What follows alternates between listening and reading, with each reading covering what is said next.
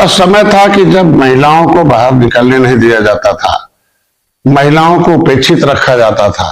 जन्म लेती तो लक्ष्मी तो कहा जाता था, लेकिन वह पदवी नहीं दी जाती थी। महिला को अबला करके रखा जाता था।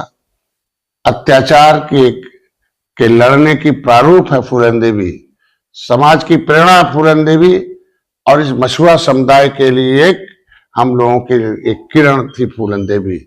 हम लोगों की चेतना की एक ज्वाला थी फूलन देवी, जिन्होंने अत्याचार के खिलाफ लड़ी।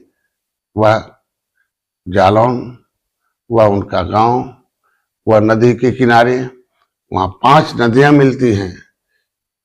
खुद के उनके लोगों ने उनकी जमीन कब्जा की और खुद उसमें कब्जा कराया सामंतवादियों ने। और सामंतवादियों ने रोजी जब किसी की छीनी जाती है तो निश्चित रूप से पेट में दर्द होता है, शरीर में दर्द होता है, और हर व्यक्ति को सीखना पड़ेगा कि अन्याय के खिलाफ कैसे लड़ा जाता है। जमीन को कुछ सामंतवादियों ने कब्जा कराया और जब फूलन देवी उसके लिए आवाज उठाई, अपने माँ, अपने बाप, अपने भाई के बीच में उन्होंने आवाज उठाई कि भाई हमें अपना हक चाहिए, तो लोगों ने हक के जगह पर उनकी इज्जत लूटी, उन्हें मजबूर किया, और उसके बाद उन्हें जाना पड़ा, बंदूक उठाना पड़ा। वो हम लोगों के लिए वीरांगना बहन फूलन देवी के नाम से हम लोग पुकारते हैं। आज के दिन में उसे सीखना चाहिए लोगों को कि एक गांव से लेकर अपने ऊपर अत्याचार का बदला कैसे लिया जाए। ठीक है, उस समय बंदूक में ताकत थी, लेकिन बंदूक से भी उन्होंने बदला लिया, अब बटन से भी आवाज बनकर सदन में गई।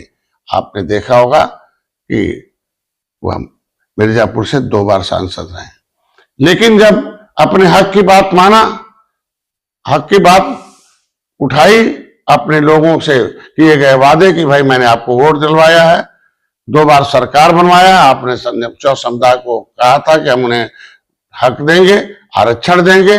उस समय सरकारें थी, सपा के साथ थी। बाद में उन्होंने एक पार्टी बनाई, अब पार्टी बनाते ही इतना दर्द हुआ विरोधियों के हाथ पेट में कि 27 दिन बाद मारी गई, और सदन के चलते वक्त मारी गई। लेकिन सदन में भी आपने देखा होगा कि किस तरीके से सारे नेताओं ने उनके लिए आवाज उठाई कि ये गलत था, और ऐसे फूलन देवी का मारा जाना, एक सांसद सदस्य का मारा जाना गलत है। लेकिन उस समय की सरकार जो भी रही है, अन्याय किया फूलन देवी को वह जो राष्ट्रीय सम्मान मिलना चाहिए वो जिले पर नहीं मिला। इसलिए नहीं मिला कि वे एक मछुआ समुदाय के थे, जिसको नीच कहते, केवट, मल्ला, बिंद, कश्यप, कांर, धीवर को नीच कहते हैं। अब कौन नीच करते थे? जो लोग, यही लोग हैं जो कहते थे भगवान राम को पार उतारे हैं, सबकी नैया पार उतारे हैं, गंगा पुत्र हैं, ये निषाद राज के वंशज हैं। उनकी बेटी को उस समय राष्ट्रीय सम्मान नहीं मिला।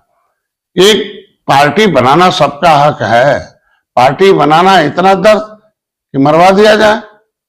आज के दिन में फूलन देवी की प्रॉपर्टी उनकी मां के नाम होना चाहिए। फूलन देवी को, मां को, एक सांसद की मां का दर्जा मिलना चाहिए। ये सारी लड़ाई डॉक्टर संजय लड़ रहे, निषाद पार्टी लड़ रही है।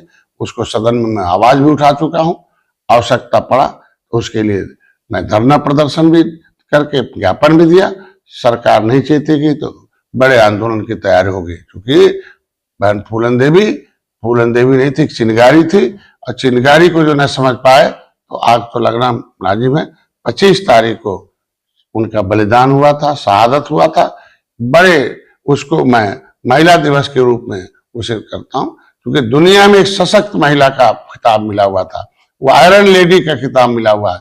संघर्षों से निकली हुई, एक बदलती हुई, जलती हुई, वह जो बदले की आग की जो ज्वाला थी, उसका वो परिणाम का नाम फूलन देवी।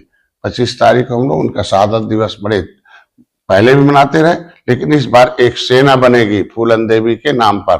वो मैरून साड़ी, मैरून झंडा, मैरून पट्टा, मैरून सब। मैरून करने का मतलब जिसका खून जमीन पर गिरता है वो रंग बदल जाता है, लाल से मैरून हो जाता है। तो खून गिरा बहन फूलन देवी का, ऐसे जमुना निषाद, महेंद्र सिंह राजपूत, हरिराम वर्मा, रघुवर दयाल वर्मा का खून गिरा है। आज के दिन में ढेर सारे देश में नेता शहीद हैं, शहीद हुए, शहीदों का परिणाम है।